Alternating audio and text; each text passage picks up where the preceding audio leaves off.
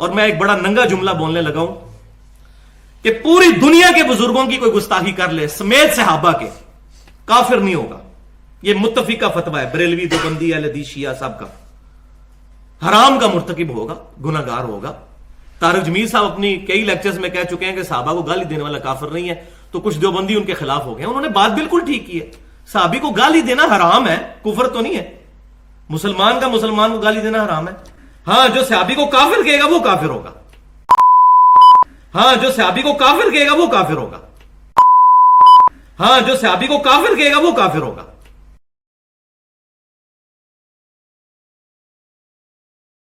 یہ میں آپ کو ایک کرٹیکل ایشو سمجھانے لگا ہوں۔ آج کی ڈیٹ میں بھی اگر کوئی کسی صحابی کو اپنے علم کی بنیاد پہ کافر بھی ڈکلیئر کر دے، وہ یہ سمجھے کہ میرے نزدیک وہ کافر تھا، تو اس سے یہ نہیں ہوگا کہ ہم اس کی تکفیر کریں گے۔ اس تک جو روایتیں پہنچی ہیں وہ یہی سمجھتا ہے۔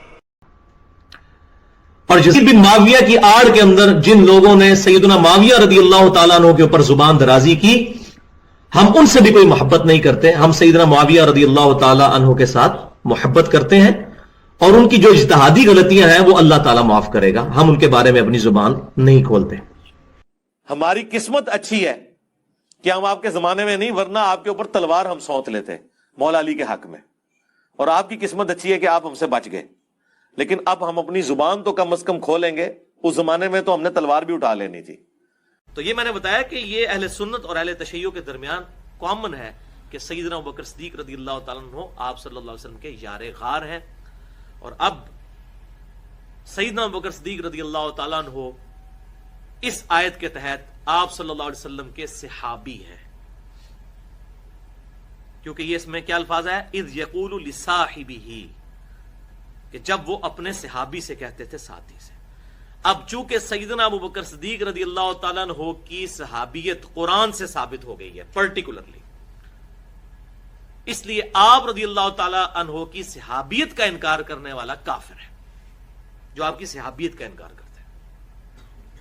گالی گلوچ کرنا یا ان پر لعن طعن کرنا وہ فسق ہے، لیکن ان کو منافق کہنا یا معاذ اللہ استغفر اللہ کافر کہنا، وہ بندہ دار اسلام سے خارج ہو جائے گا۔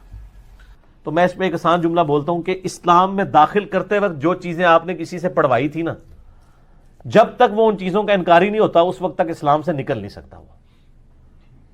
آپ جب کسی کو مسلمان کرتے ہیں تو کیا آپ اس کو کیا یہ پڑھاتے ہیں لا الہ الا اللہ محمد رسول اللہ ابو بکر ولی اللہ؟ تو اب حضرت ابو بکر کا انکار کرنے سے وہ اسلام سے نہیں نکلے گا۔ تو اب حضرت ابو بکر کا انکار کرنے سے وہ اسلام سے نہیں نکلے گا۔ تو اب حضرت ابو بکر کا انکار کرنے سے وہ اسلام سے نہیں نکلے گا، یا عمر ولی اللہ یا عثمان ولی اللہ یا علی ولی اللہ، یہ تو نہیں پڑھواتے۔ ایون جو یہ پڑھتے ہیں وہ بھی کہتے ہیں نہیں جی یہ تو ہم ایک سلوگن کے طور پہ کلمہ لا الہ الا اللہ محمد رسول اللہ ہی ہے، نماز میں وہ بھی یہی پڑھ رہے ہوتے ہیں۔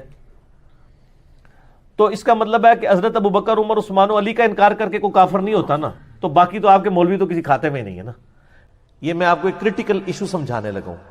آج کی ڈیٹ میں بھی اگر کوئی کسی صحابی کو اپنے علم کی بنیاد پہ کافر بھی ڈکلیئر کر دے، وہ یہ سمجھے کہ میرے نزدیک وہ کافر تھا، تو اس سے یہ نہیں ہوگا کہ ہم اس کی تکفیر کریں گے۔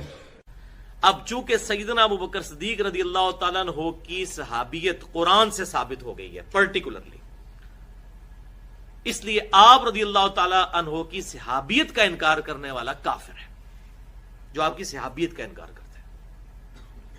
گالی گلوچ کرنا یا ان پر لعن طعن کرنا وہ فسق ہے، لیکن ان کو منافق کہنا یا معاذ اللہ استغفر اللہ کافر کہنا، وہ بندہ دار اسلام سے خارج ہو جائے گا۔ اس تک جو روایتیں پہنچی ہیں وہ یہی سمجھتا ہے۔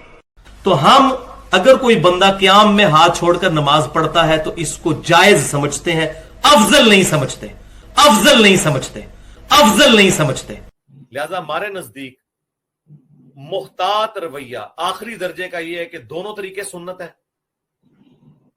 اور اگر جان کی مان پاؤں تو عرض کروں کہ ہاتھ چھوڑنے والا طریقہ ہاتھ باندھنے سے زیادہ بہتر ہے۔ گستاخی رسول کی جو سزا ہے مسلمانوں کے نزدیک قتل، تو یہ آیت محاربہ یعنی سورۃ المائدہ کی آیت نمبر 33 کے تحت ہے کہ جو لوگ بھی فساد فی الارض کرتے ہیں، جس کو آج ماڈرن لینگویج میں ٹیررزم یا دہشت گردی کہا جا رہا ہے، فساد فی الارض یہی ہوتا ہے، اور کنٹینیوس ان کی ایفرٹ ہے کہ دنیا میں فساد ہو، تو ایسے لوگوں کو پھر قتل کیا جائے گا. یہ اللہ تعالیٰ کا فتویٰ ہے سورۃ المائدہ کی آیت نمبر 33 میں. تو کسی بھی کلمہ گو کے بارے میں ایسی بدگمانی نہ کریں, اور ایون غیر مسلم بھی اس مسلمان ملک کے اندر کس طرح کو جرت کر سکتا ہے جو کمیونٹی میں رہنے والے لوگ ہیں کہ اس طرح کی گستاخی کریں. اللہ ہے کہ جذباتی طور پہ کسی سے کوئی ایسے الفاظ نکل جائیں تو اس کی اصلاح کی کوشش کرنی چاہیے, بجائے کہ اس پہ فتوے لگا کے اس کو قتل کرنے کی کوشش کریں. اس کی توبہ اور اصلاح کی فکر کرنی چاہیے, اس کی آخرت کی فکر کریں, اس کے ساتھ ہمدردی کریں. چاہے جائے کہ آپ اس کو جو ہے وہ نعوذ باللہ من ذالک قتل کر کے اور توبہ کا موقع بھی اس سے چھین لیں, یہ حرکت تو نہ کریں. نبی صلی اللہ علیہ وآلہ وسلم کی یہ تعلیمات قطعاً نہیں ہے, قطعاً نہیں. امام حنیفہ ہوں, امام شافعی ہوں, امام مالک ہوں, امام احمد بن حنبل ہوں, امام جعفر ہوں, بڑے بڑے ائمہ جتنے انہوں نے یہ بات کی, ہماری کوئی بات کتاب و سنت اور اجماع کے خلاف ہو اس کو دیوار پہ مار دو. یہ چیلنج نہیں انہوں نے کیا, یہ کہتے ہیں چیلنج کیا ہے. چیلنج کرتے نا اگر تو وہ تو پیغمبری کا دعویٰ کر لیتے.